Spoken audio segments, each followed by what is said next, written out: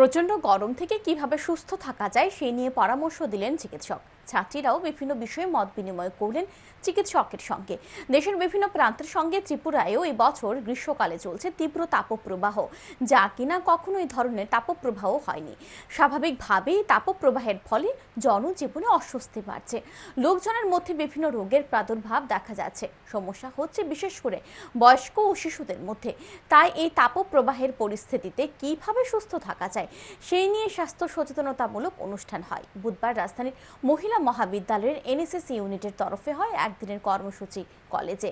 এতে অংশ নেন শিক্ষক শিক্ষিকা সহ ছাত্রীরা। কিভাবে গরমকালে সুস্থ থাকা যাবে সে বিষয়ে চিকিৎসক পরামর্শ ও টিপস দিয়েছেন বলে জানান কলেজের ভারপ্রাপ্ত অধ্যক্ষা। এনএসএস এর এই ধরনের উদ্যোগ প্রশংসনীয়।